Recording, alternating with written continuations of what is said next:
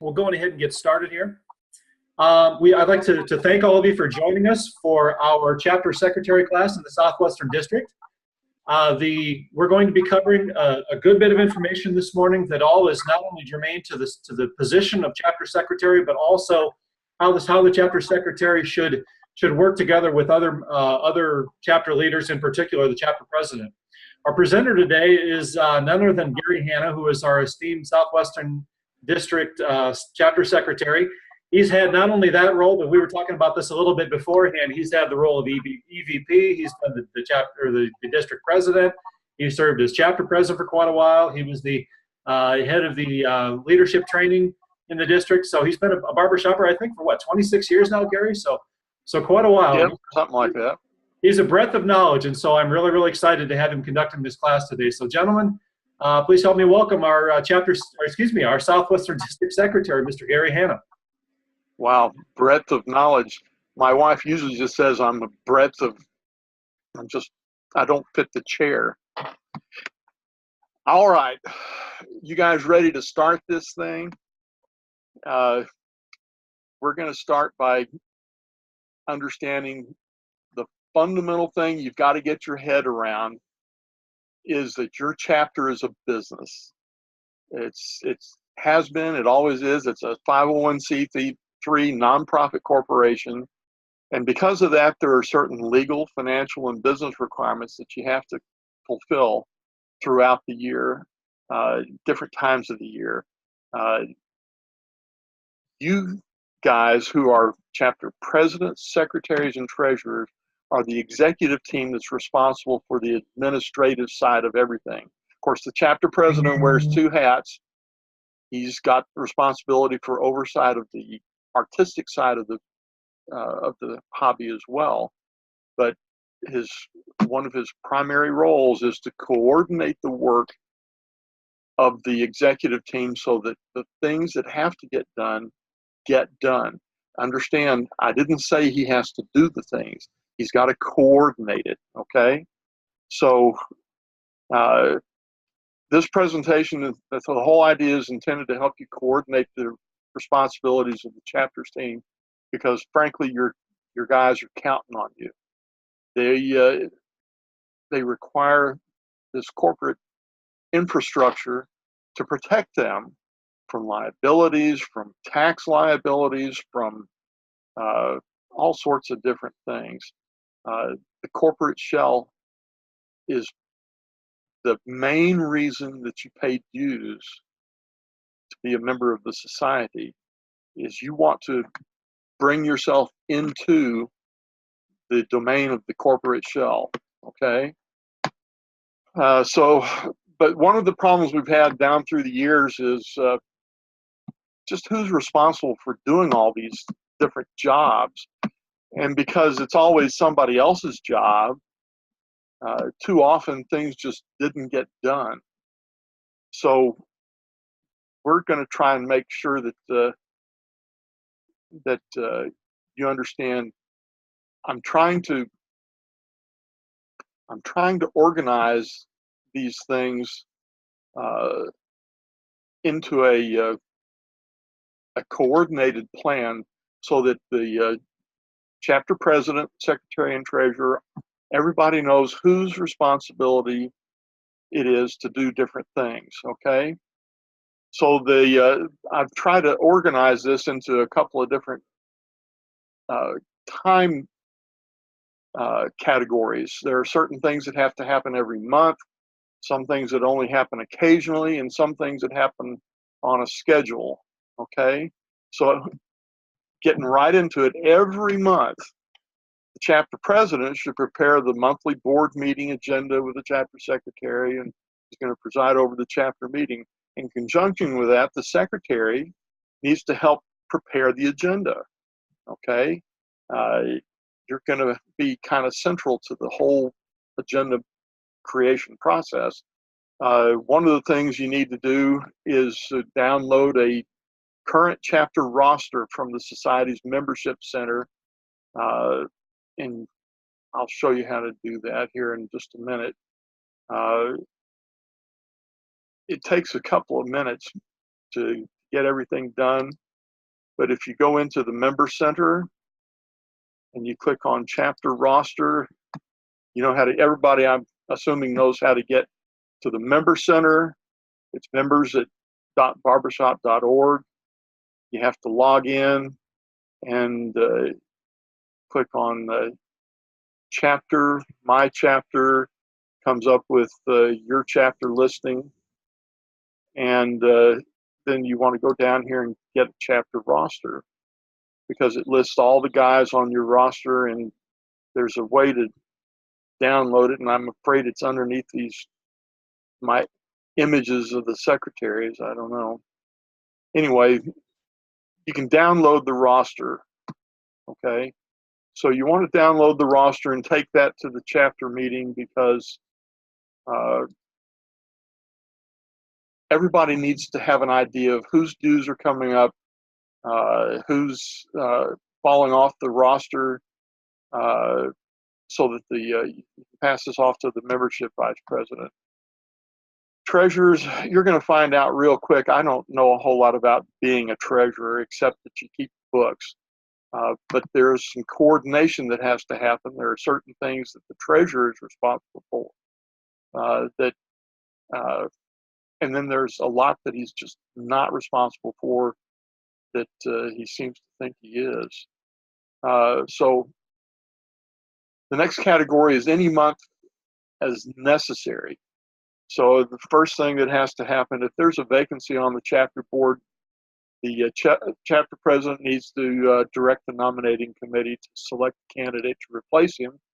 The secretary, if something like that happens, should record any changes in the makeup of the chapter board in the chapter board minutes, report any changes in the makeup of the chapter board under the chapter officer link at the member center, and file any changes in the makeup of your chapter board with the Secretary of State Corporation section or equivalent agency. I don't know what it is in Louisiana, for example. Louisiana's different. You need to file your states with your state Secretary of State Incorporation section any necessary statements of continuing existence. Now in Texas, and I'm guessing most of you guys are in Texas. In Texas, the periodic report, they only require that you file a periodic report when they want it. It's a random thing. So they may ask for it every 4 years. They may ask for it after 30 years. But until they ask for it, they don't particularly want it. The problem is the information in the periodic report gets stale, like your registered agent may die. It's what happened in my chapter back in '93 when I first became chapter secretary. Turned out our treasurer had been filing franchise tax reports. And when he failed to file, when we changed treasurers and they failed to file a new treasurer or the franchise tax report, comptroller sends to the Secretary of State a notice that we didn't pay. Secretary of State contacts the registered agent. Our registered agent's been dead for 12 years. And so they don't get a reply. And so the only recourse the Secretary of State has is to cancel your corporate charter. And I've spent months trying to get corporations reinstated, chapters reinstated as corporate entities, because that's your protection. That's what keeps your guys safe, okay? So one of the things, if you're a chapter secretary, is let's all coalesce around an agreement that we're going to file some kind of a statement of continuing existence or periodic report. Let's do it every year after we elect officers, or if you elect officers every 2 years, as soon as you've replaced the officers, make sure the record is accurate, so that if the Secretary of State needs to contact your registered agent they get a reply. And frankly, between you and me, I would make the registered agent your chapter secretary. Your chapter secretary is the official point of communications contact with the society and with other aspects. So why not with the Secretary of State? Make your chapter secretary the registered agent so that nothing falls through the cracks.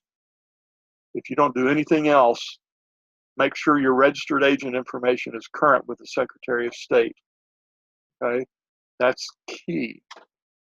Because if anything goes wrong with your incorporation status, that's how you find out, is the Secretary of State sends something to the registered agent. Now, the society kind of wants to keep track of all this stuff too.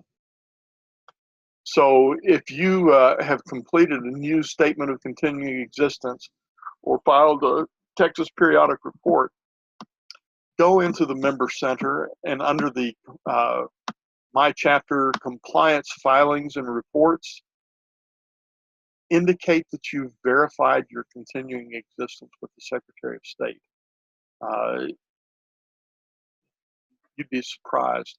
I have, out of all the 30 or so 25 or so chapters in Texas, 10 of them had no corporation when I started digging into this. They had forfeited their corporations. Some chapters had been forfeited as far back as 1956. It's just outrageous. They've been operating without a corporate shell since 1956. We can't do that, guys. We got to maintain this corporate infrastructure. And so that's what the society wants. They just want to know that you've looked and checked. Because if you're not a corporation, then the society's liability insurance doesn't extend to you. The society's 501c3 tax exempt status does not extend to you. You can't buy insurance coverage that will protect your, well, I mean, if you have risers or something, you got insurance on that. You can't buy that because you're not part of the society unless you've got a corporate shell. So maintaining this infrastructure is your job one, okay? Also, any month, well, I've already talked about the registration. It's critical that you make sure that the chapter's contact, your registered agent on file with the Secretary of State, is current. And like I said, I recommend it be the chapter secretary. If you don't do anything else, do that. Okay, other things that happen throughout the year that are not on a schedule. BMI Show Clearance applications. Before you book a venue or guest quartets for your shows, please look at the Southwestern District calendar. Let me show you where to find that. Gee, I'm not sure I can even get to. Yeah, I'll find it. Okay, if you go into swd.org,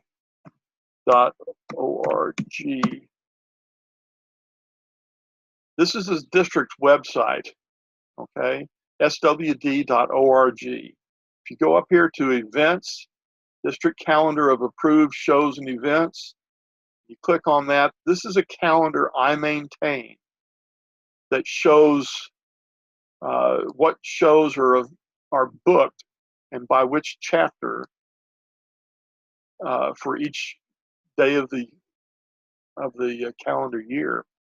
The reason this is important is because the district has a policy. The district says that competing shows within 200 miles of each other on the same date are in conflict as a matter of policy, and the earliest show that's cleared will control the date. And resolving conflicts means As district secretary, I have to have a written waiver of district policy from the chapter that controls the date in order for you to stage a competing show. The reason this can become problematic is if you go out and you book a venue and then book a guest quartet, and it's on a date with that's competing with somebody else who's got a show, and they don't want to have the competition on that particular date, they can shut your show down, and you may have difficulty getting out of that contract for the venue or for the guest quartets or whatever. So check that calendar first.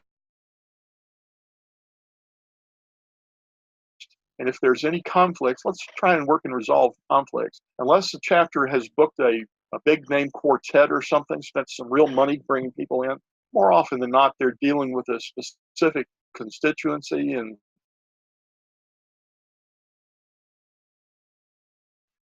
sharing but the policy is there to protect the chapter that's bringing in ringmasters or something from Sweden. If they're bringing them in, spending a tub of money, well, then they're going to want to protect their date, okay? And the rule is absolutely positively no show clearance, no show, no exceptions, okay? I'm the agent for the BMI people for this district, but I'm not the BMI police. Okay, I'm not going to go out and say, well, you didn't report this show. But what happens is they do have guys they send around.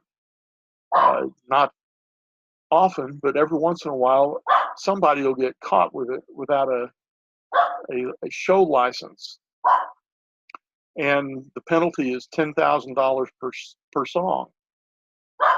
Okay, so it's a $28 license. Get yourself the license. Get it before your show.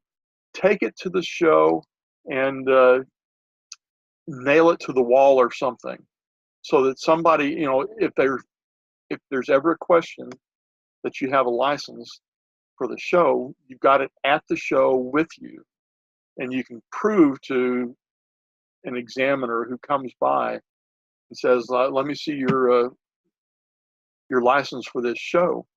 You can produce the show, you paid your $28, you're good to go, okay? You can download a fillable copy from the document center on the barbershop.org website. It's fillable, it's a PDF fillable. Once you've completed it, send your BMI Show Clearance application along with your payment to me. It has to come to me as district secretary. That's my address. Whatever you do not send it direct to the society headquarters. They will either lose it or return it to you. They don't send it to me, okay? Once I've cleared the show, I'll add it to the district calendar so that other chapters know that you booked the date, and I'll send you a copy by email.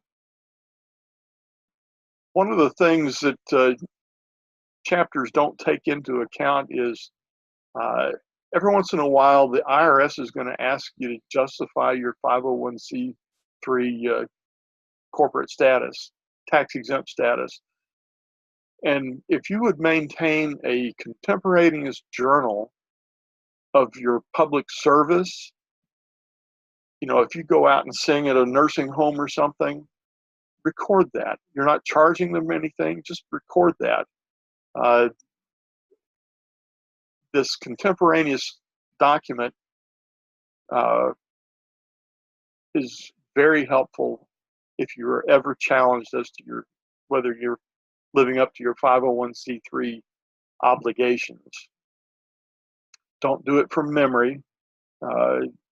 if it's contemporaneous, it's generally admissible in court.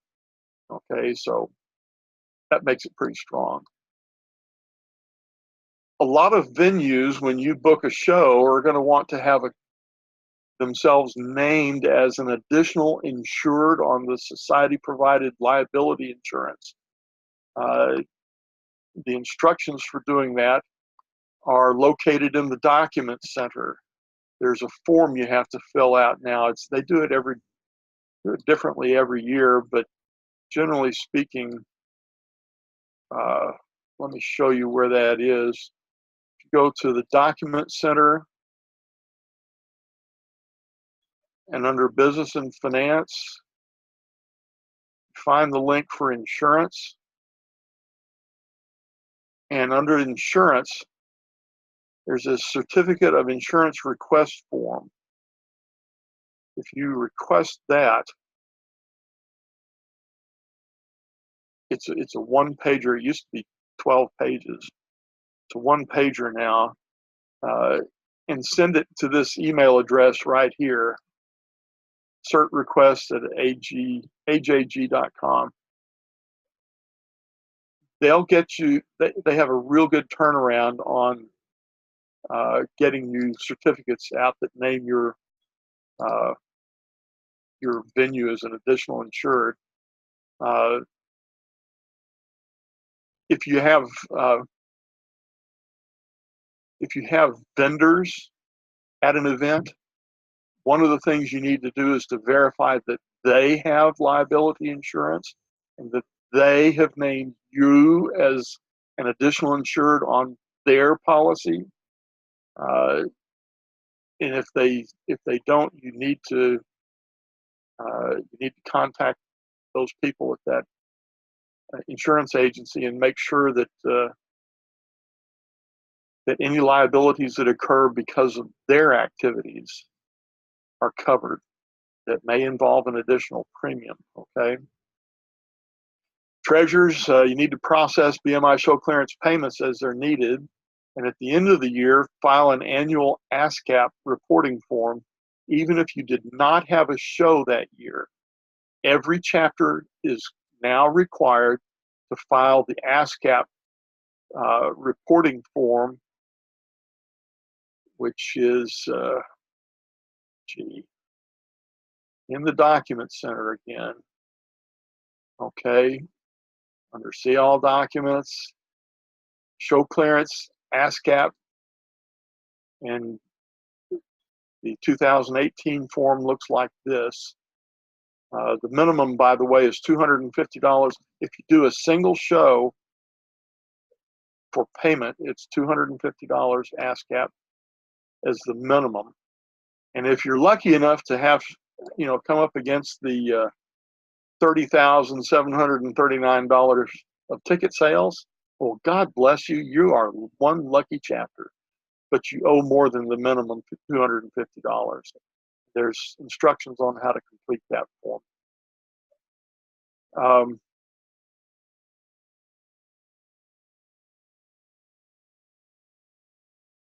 Okay, it's $250 for this year. This is something that's new.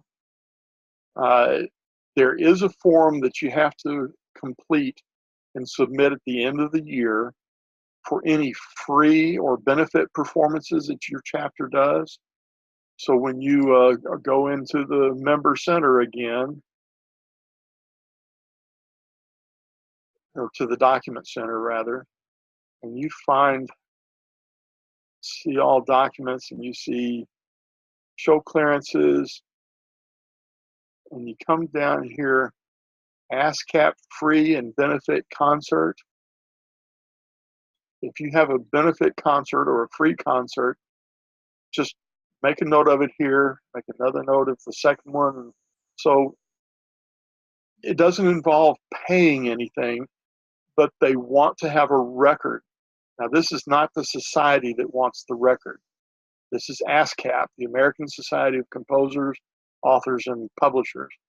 They require this. Just like a lot of things that are required of us, Some are the society's requirements.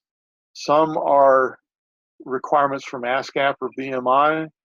Some of them are requirements from government entities. We have a lot of responsibilities doing this right. There are a lot of things that happen that come up once a year and have to be performed on a schedule. It's the responsibility of the chapter president to see that these things happen. He's coordinating these things. That doesn't mean he's doing all these things. There are some things he's responsible for doing. Okay, for example, in January, the incoming chapter president should appoint a nominating committee to develop a proposed slate of officers for the annual chapter election to be held in October. The deadline for presenting the next year's slate should be at least 30 days before the annual chapter meeting in October. He should also appoint a financial review committee to perform the annual financial review. Now, the annual financial review is like a peek over your treasurer's shoulder. This is not something that should be done by the treasurer. It's something that should be done by a committee that's separate from the executive team, so that the fidelity bondsman can know that somebody's looking at your chapter finances besides the treasurer. Okay, it's due by the 15th of May every year, and oddly enough, I've left it as eBiz. It's not eBiz, it's in the member center. You need to go to the member center under financial filings and report that you've done the report, and submit a copy of the filing. Secretary, read the minutes of the board meeting, into the minutes of a board meeting the names of any members who can reasonably be expected to handle money in any capacity for the chapter throughout the year. This brings them in under the fidelity bond. Chapter officers that are elected don't have to be specifically named. They're already named as officers of the chapter. Treasurer, when asked, you need to surrender the financial records to the annual financial review committee, and then back away. Just let the committee dig through your records. This is a review of your work, and honestly, you want to have it done. Being a treasurer is one job I would never do. I mean, talk about responsibilities, you know. You want somebody to verify how honest you are, okay, if you're a chapter treasurer. So let them do their job, back away. In February, if you're the president, you're the presumptive delegate to the Southwestern District House of Delegates meeting. The meeting may be in February or March, depending on the calendar, but you're the presumptive delegate. You can attend the meeting. It's a legitimate chapter expense. If you can't go yourself, you should send an alternate delegate whose name would be read into the minutes of a board meeting. And then you want to share information about the Southwestern District Convention that comes up in February. Also, well, this is what you would do. You would send that notification to me at secretary@swd.org. Okay, that's something the secretary does, because you're keeping the record. If you're the treasurer, IRS forms 1098 and 99 are due, I understand, to the IRS and anyone your chapter pays by February 28th of each year. You know, I think I've heard that may have changed under this recent tax code change, but I would stick with this for now until you learn differently. You guys are the treasurers. You know more about it than I do. March. Attend the Southwestern District House of Delegates meeting as the official delegate of your chapter, if you're the chapter president or the alternate delegate. Secretaries, spend a little time verifying your chapter's incorporation status with your office's Secretary of State Corporation section. Make sure that information gets posted to the Member Center Financial Filing section, and verify your registered agent information. March is just a good time to do it, is all. But I would make sure that it gets done with at least once a year with the current information, because they want to know who your officers are. And I would report just my secretary, president, treasurer. April, remind your treasurer that the Form 990 in e-postcard filing for most of us is required by May 15th. If you have to file a full 990, good luck. I have no idea how to do that, so don't come to me. That's a treasurer thing. But if you're president, also remind the Financial Review Committee that the report is due by May 15th. In May, in April, there's nothing really for the secretary or treasurer to do except for the things that have to be done every month. Okay. In May, the president needs to receive the report from the Annual Financial Review Committee by May 15th. Post a copy to the chapter membership so they can review it. Give a copy to the secretary so he can have a copy for the record, and then give a copy to the treasurer and review the financial review with the treasurer if you're a chapter president. Then if you're a chapter president, receive from the treasurer a copy of the acknowledgement of the IRS 990 in e-postcard filing or your 990 return.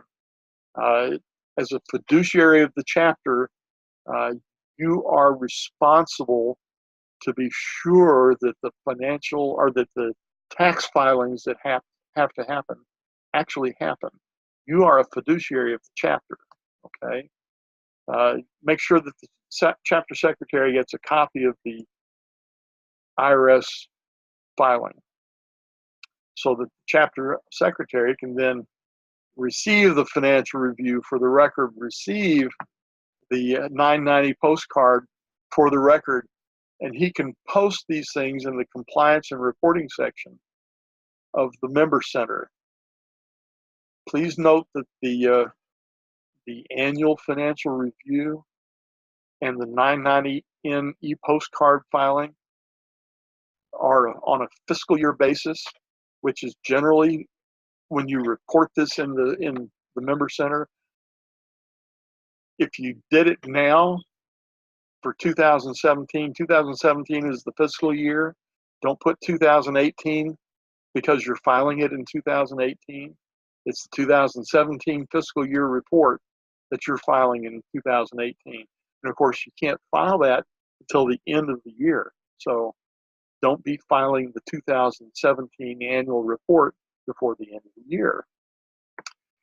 Treasurer, make sure that you file that online 990 postcard filing. You'll notice these things they kind of mesh, okay? The secretary and the treasurer are doing things. The president is overseeing to make sure these things get done. It's so important that these things get done. June, president, verify that the 990 information was reported in the member center. Verify that the annual financial review was reported in the member center. Verify that the Secretary of State incorporation information was reported. Are you picking up a theme here? Go to the member center, financial filing sections, and report having done this stuff. If you're going to do this stuff, you may as well get credit for having done it, right? Hey, it only makes sense. But the society, you understand, they need to know that this has been done. They don't particularly need to know what was done or how it was done or what the numbers look like, but they'd like to have that information to know that you've actually done the filings, because they don't want to have a bunch of chapters out there that are haven't filed 990 information for 3 years, and so the IRS has canceled their nonprofit status. That's what happens if you fail to file your 990 for 3 years running. The IRS will cancel your tax exempt status. Okay, so report these things. It's one thing to do the thing, and it's another thing to report having done the thing. Please don't stop short and fail to report that you've done these things, because the society has no way of knowing what you've done. Okay? They just don't have any way of knowing. And believe it or not, they really do need to know.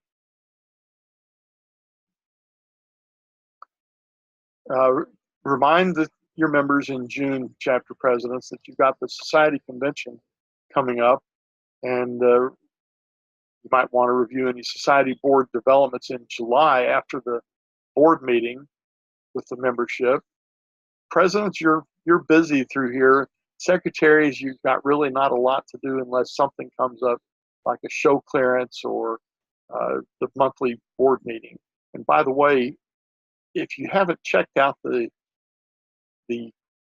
standard chapter bylaws since they were revised recently, you really ought to check them out, because there are some liberalities that have been added, like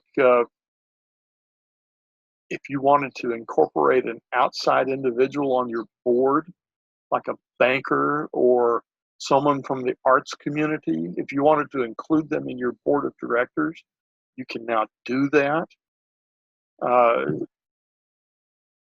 Anyway, there's the standard chapter bylaws. That's what rules the roost, okay? You can have a chapter code of operations. If you do, or if you've written other policies that are supposed to be an adjunct to the standard district or standard chapter bylaws, they have to be approved by the Governance and Bylaws Committee of the Society. And all they're really looking for is conflicts with the standard chapter bylaws. So I would encourage you to get familiar with the standard chapter bylaws. August, chapter presidents, verify that the nominating committee is preparing a slate of officers for the coming year, so that in September you can set the date for the annual chapter meeting, which must be next year's chapter officers are going to be elected.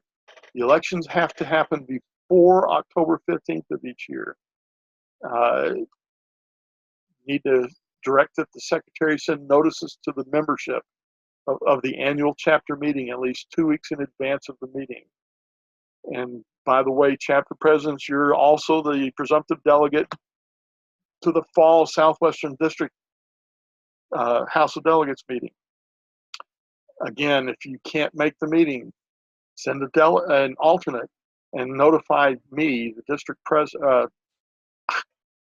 I'm all elevated here. Notify me as the district secretary that you're sending an alternate, okay? Then let the guys know that there's a district convention coming up. Secretary, send required notices to the membership of the annual chapter meeting. The standard chapter bylaws require written notification at least 2 weeks prior to the meeting, okay?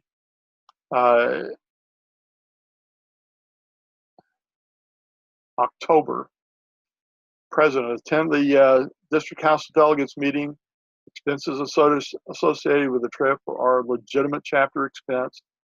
You need to preside over your chapter's annual chapter meeting by October 15th. You need to read the proposed slate of officers for the coming year at least once each week for 2 weeks ahead of the annual chapter meeting, and once at the annual chapter meeting for a total of 3 readings. Uh, if there is somebody that wants to be nominated from the floor, that has to be received and announced at least 1 week prior to the annual chapter meeting. I know this, I'm throwing a lot at you. Trust me, you're going to get the document that tells you where to get all of this stuff. So don't be scribbling, taking a lot of notes. Pay them, just pay attention, because you may hear something interesting, but the point is, we're going to give you all this information at the end of the meeting, so just relax. October, secretaries, record the minutes of the annual chapter meeting, and then critical, report the new slate of elected officers in the member center. My chapter under, okay, the elected officers are reported in the member center under chapter, my chapter, chapter leaders, and then under future leaders. If you don't report in the future leaders section when the new year rolls around, your officers will be left out of the communications loop, and you may be unable to update anything in the member center because your authority to edit that information expires when the computer thinks you are out of office, which is usually the end of the calendar year. So at a minimum, at least report the new chapter secretary, even if it's you. One of the things they pointed out to me that I was unaware of until recently was, if you've got no change in the officers, just go into the current officers and edit the dates. You don't have to go in and add everybody in the future, and it'll carry them forward. Just edit the dates so that you edit the end date. Okay, now again, if you have any changes in your chapter board, report it with your Secretary of State. They may not want the information as often as once a year. Some states do, some states don't. It doesn't matter. They will take it every year. In fact, they'll take it every 6 months if you give it to them. Okay, at the end of the calendar year, all we're doing is you're assisting the new officers coming in, attending chapter officer training if it's required. And if you're the president in December, you need to verify with the treasurer that the annual ASCAP filing and the associated payment were made. Those come to me. Okay. What I do is I'll make a record of it so that someone besides just you and the society know that it was done. Okay. But I have to keep track of who's filed. Okay. So that I can know who to rag on if you haven't. Other things you need to know. Your chapter is going to be billed early in the year for a liability policy that covers covers people who are patrons to your shows and that sort of thing. Your membership is not covered by the general liability policy. There's a complete description in the document center. Come back. Let's see. There is an accidental medical expense insurance that covers your members. I remember back in the early 2000s, we were in Houston at a school auditorium for our spring convention. And one of the guys from the chapter was working, and he wasn't paying real careful attention. And he stepped right off the front skirt of the stage and broke his leg in 4 places and had no health insurance. He was up the creek. They kept trying to get it paid under the general liability policy, and the liability policy did not cover members at the time. Now it does. You've got accidental expense and liability insurance that's going to cover the membership as well. It's built into your dues. Okay. Property insurance is available at an extra cost. There's information in the document center under business and finance. Okay. Tax exemption. Generally, your chapter is exempt from paying sales taxes and federal, state, and local income taxes, but becoming exempt may not be automatic. In Texas, for example, and I think most of our chapters are beyond this now because I've worked so hard to get it recognized, but in Texas, all corporations, even nonprofit corporations, must file an annual franchise tax return and pay the 6% franchise tax unless they have filed with the controller a form that's claiming the exemption from the franchise and sales tax. Failing to file without having first claimed the exemption could result in the Secretary of State revoking your corporate charter. And well, it's actually the number 2 reason for Texas chapters ceasing to exist. The number 1 reason is failure to have a current registered agent, so that when a problem like this comes up, there's nobody to notify. Okay. Other states have different arrangements, but if you have not filed to claim the exemption, then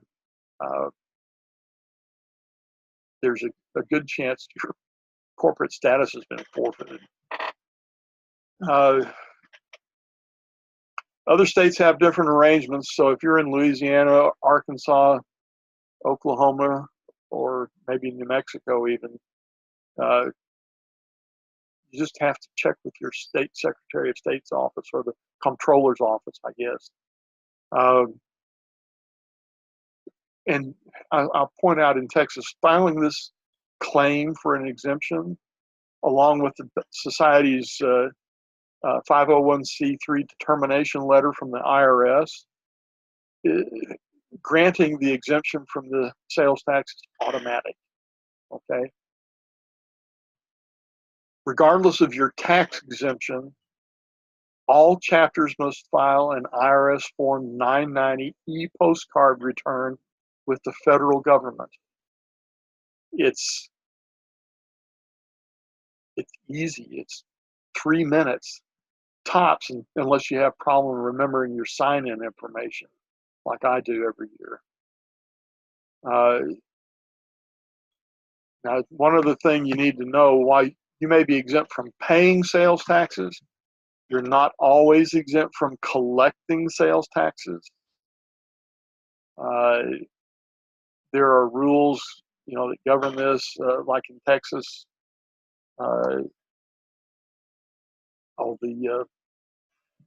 The garage sales rule. I forget exactly what it is, but if you're going to be selling something to the public and you're going to do it more than twice a year, you may need to register with a comptroller to collect sales tax. If you're selling CDs online all through the year, you almost certainly need to be collecting sales tax. Now, I know that this has been a lot of stuff, and you can't possibly have picked up all of it. If anything, I hope a few alarm bells have gone off as we went through, and you're thinking, I better remember that, and then you forget it because it's just too much stuff to absorb in an hour, okay? And it's not so much knowing all this and being an expert. I don't know any one of you that signed on to have a second job, okay, at which you have to be completely expert. This is why we've written there are so many resources on the document center, but the one that I rely on most heavily is a document called the Business of Barbershop. But first, here's a bunch of stuff. I keep forgetting what order I've got these things in. The BHS website, it's got the standard chapter bylaws, a chapter secretary manual, exhibits, treasurer manual. It's got sample chapter business plans and chapter management guides, ASCAP reporting forms and BMI Show Clearance applications, all kinds of stuff. You owe it to yourself to spend a couple of hours digging through the document center. You may find there's some resources that will help you grow your membership. All kinds of things you can do in the member center, like download a chapter roster, change your chapter dues structure. If you're going to change your chapter dues, by the way, it takes 60 days from the date you report the change in the member center dues section for the society to effect the change when they start collecting dues from your membership. So if you, what month is this? This is March, April, May. So if you wanted to change the dues now, it would be in effect for your June member renewals. Okay, is that right? March, April, May, whatever. So anyway, it's not automatic, not instantaneous. You need to leave some 2 months worth of lead time on that. You can report filing your 990s, submission of financial reviews. You can change your chapter meeting information. You can enroll a new member. Have you guys seen that yet?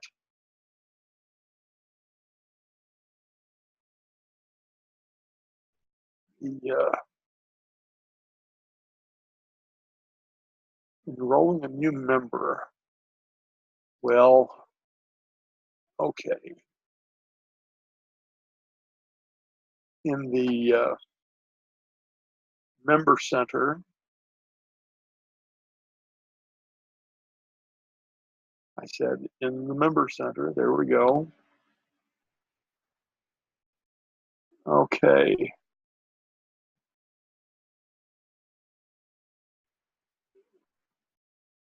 Chapter, my chapter. Oh, right over here. Add a member to my chapter. The new membership enrollment process is you go to the member center, chapters, add a member to my chapter, input the information for the new member here, his name. Well, if he's an existing member and he's transferring, add this member number information there. What chapter are you adding a member to, member information, subscription information. And as you submit these different things, more information is requested. And they ultimately get his name and his contact information, and they send him a link where he can then go and sign up and pay by credit card online. And it's quick and easy. No more paper applications unless you're doing things like easy dues. If you're doing easy dues, and of course they've changed that, but the instructions are on the paper application, which you can get in the document center. Okay, so this business and finance section, that may not have your membership information. There it is, membership documents are down at the bottom of the document center. Okay. It's also right there at the very top in that right-hand side, the very first listing, there is membership application. Oh, is it? Yes. See, poking around in the website, you'll find all kinds of stuff. The Member Center is not nearly as restrictive as it was when they first put it out. We've moaned and groaned about it enough that they finally said, well, all right, shut up, we'll do it.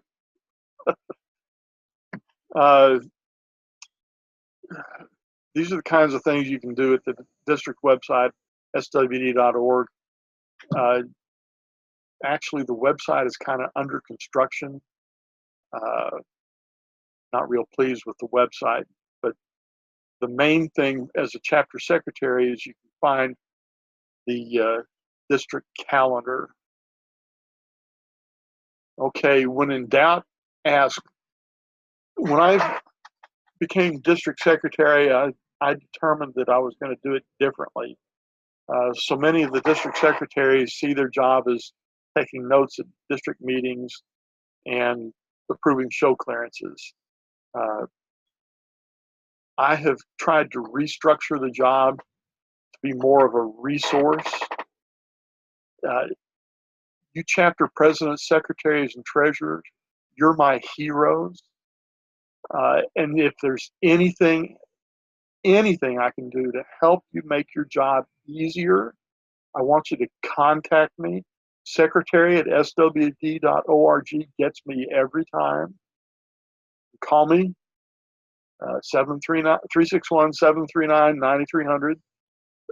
And that's my address. That's the information, my information. So for goodness sakes, if you have problems or confused about any of this stuff, I'm here for you, okay? It's not an imposition for you to call on me. What's an imposition is when you don't call on me and something falls through the cracks and I have to fix it. So by all means, call me. I won't bite except Mickey. So Gary, we are bumping up against the top of the hour, but I do have a few questions. If you don't mind, This is my last slide, so yes, go ahead. You want to go ahead and cover that, and then I will. No, this is the link to that document. Excellent. So can I get you to send me this PowerPoint at the end, and I will disseminate that out? I know that all the information is on the Business of Barbershop, but I think it would be good for me to send this out if I can, so the guys have your address all in one location, along with some of the high points that you covered. Okay. So a few questions. First of all, you talked about in Texas, there's a statement of continuing existence.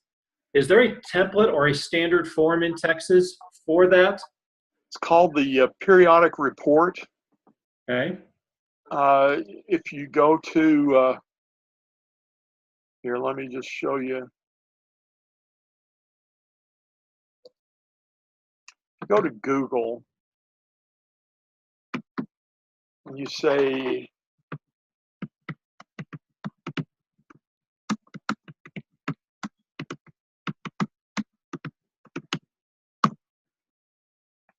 and you want to see the Texas Secretary of State's periodic report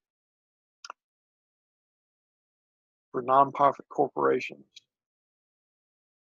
You go, it's as easy as going to Google. And the document is perfect. Coming up. There you go. It's Form 802, and it's got blanks for your file number. By the way, if you don't know your file number, I know it now. Okay.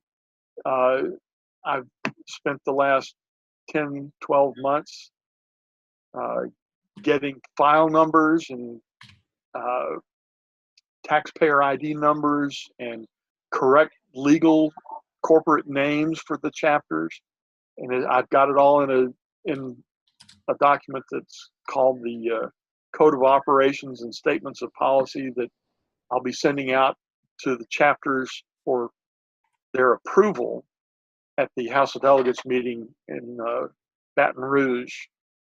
It's a 50-some-odd page document, so I'm not going to send it out as an attachment, but you will want to look at that document. It's going to need your approval. There's all kinds of policies in it.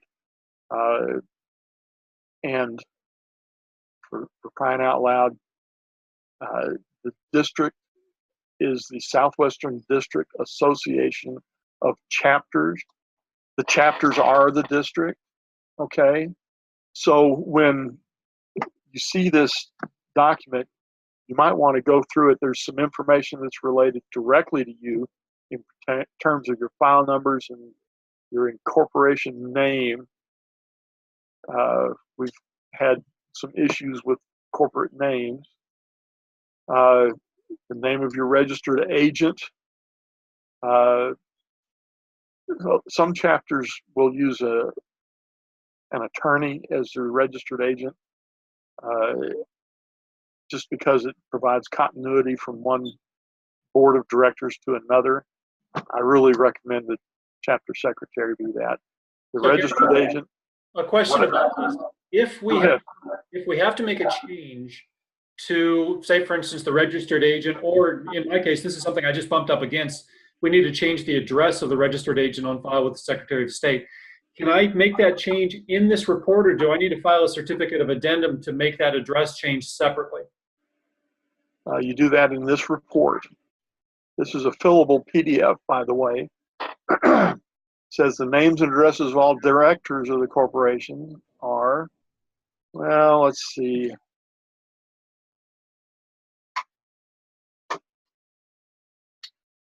I would use this page to report the address of your registered agent. Just type in registered agent right here under officer title.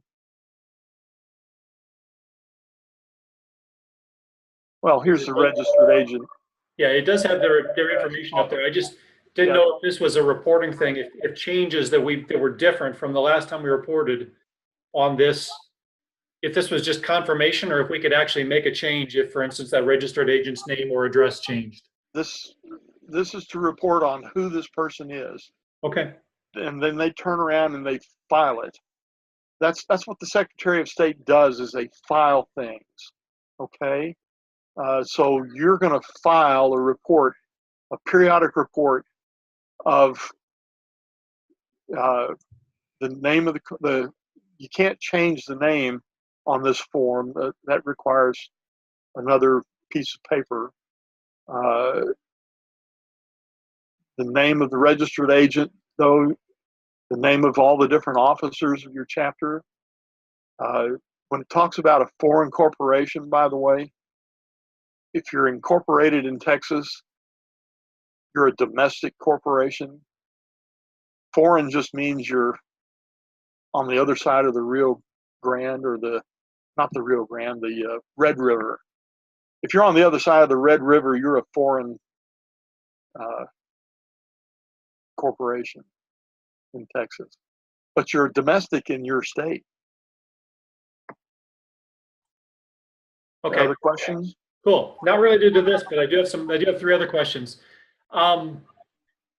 So first of all, if a chapter is within, going back to the chapter clearance from the Southwestern District and the 200-mile policy, if a chapter is within 200 miles and has the particular date that, for instance, my chapter wants to have a show, because you mentioned it's possible to get a written waiver. Is there some specific form, or how do we get that waiver from the chapter to have that show on the same date? You just communicate with the leadership of the other chapter.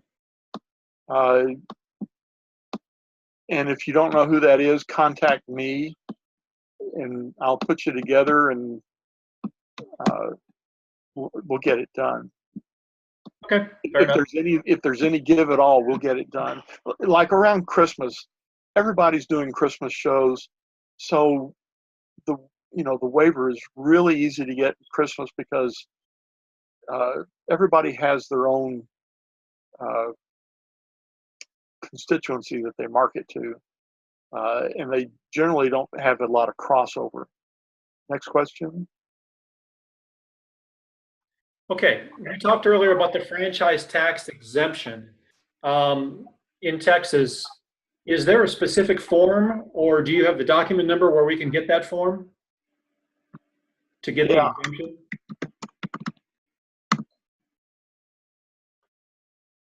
Yeah, go into Google.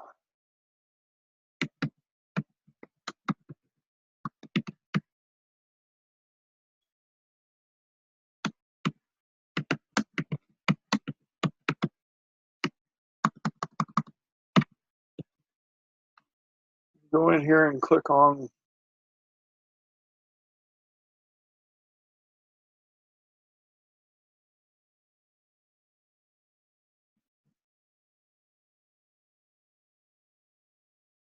tax exemptions for qualified organizations.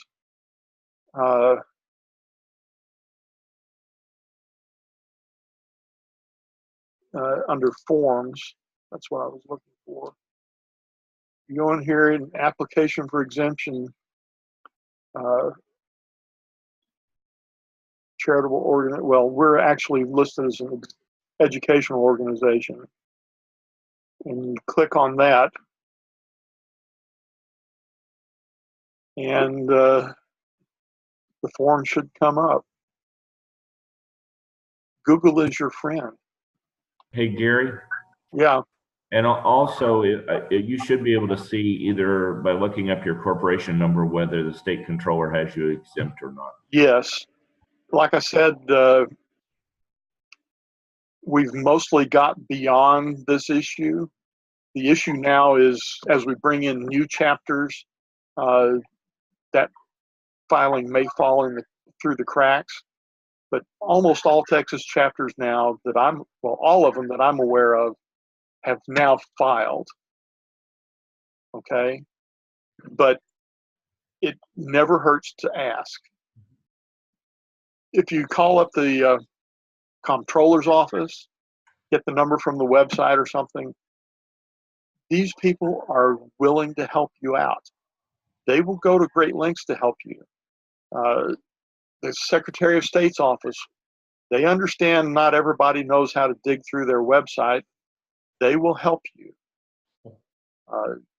They get paid to help you. So, yeah, do it. Okay, I got one final question that was asked, and it's kind of a multi-part question. So I'll start off with the first part, and that is, does our liability insurance cover a guest quartet that is selling CDs?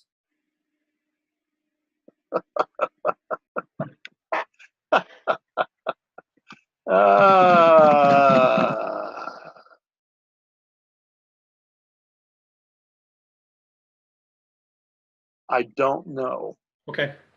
Who would we ask that question then? Is that something we should call Nashville and ask for? I would send the question to the customer service at barbershop.org and ask the question and be as specific about it as you can. I don't mean you have to name a quartet, but I mean about the kind of circumstances you're wanting to be sure you've got covered. Generally, if they're there at your behest, I don't know. Okay. Okay. Get in the weeds. I'm glad we were able to find one way to stump you. I didn't think we would. A second part to that is what defines a show? For example, is a paid afterglow considered a show? Yes. That's a separate show? Believe it or not, it's a separate show. Okay. And if you're charging admission for it, I mean, a lot depends on how well you're able to hide your afterglow. Okay. If I say that out loud, I don't mean that. All right. Like not the BMI police. Finally, who is primarily responsible for filing other copyrighted stuff like mechanical licenses, for instance? That's the secretary. The chapter secretary. Yeah, if you're needing to secure a mechanical license, unless your chapter has someone specifically delegated to do that kind of thing, because it's kind of an esoteric area, and you might want to coordinate it with Janice Bain at Society headquarters. Janice is the Society's copyright guru. She knows everything there is to know about getting licenses for music and mechanical licenses and all that good stuff. But you either need to designate an individual who's responsible for learning all the ins and outs of that, or let the secretary do it. So secretaries, if you don't want to do it, tell the president to pick somebody, an attorney in your chapter, to do it. Okay, that is all the questions that anybody has sent me across on chat. I know that a couple guys have already had to leave because we're about 10 minutes over. Yeah. If anybody has another specific question, I would probably suggest that you're welcome to either email Gary directly at the link, which is secretary at swd.org, or it'll be included in the PowerPoint that Gary's going to send, and I will disseminate after the fact. If you have a specific question, you're welcome to shoot Gary an email, or you can shoot me an email as well. So, Gary, I appreciate your time. I appreciate the presentation. This was informative. I've actually got 6 to-dos that came out of this myself, and I'm not even the chapter secretary. So, well, the document from which this whole presentation was taken is called The Business of Barbershop. If you go into the documents section of the website, oh, never mind, pay no attention to me. If you go into the document section of the website, it's the very top document under business and finance. And I will be sending out that link immediately afterwards here when I send out the PDF as well. So everybody who attended and those who did not attend, they'll be able to see it on the YouTube when we post that link as well. By the way, if you're just a chapter secretary or just a chapter treasurer, share that document with your president, secretary, and treasurer. Make sure everybody gets the document so you're all on the same page as to who's doing what and when. Okay? Absolutely. All right. Thank you, Gary. We appreciate it, gentlemen. We thank you for joining us today. And again, if you have any questions, feel free to shoot us an email, and we'll be happy to help as best we can. Thanks, Gary. You bet you. All right. Thank you, everybody. Have a great Saturday. Take care. See you Thursday, Gary.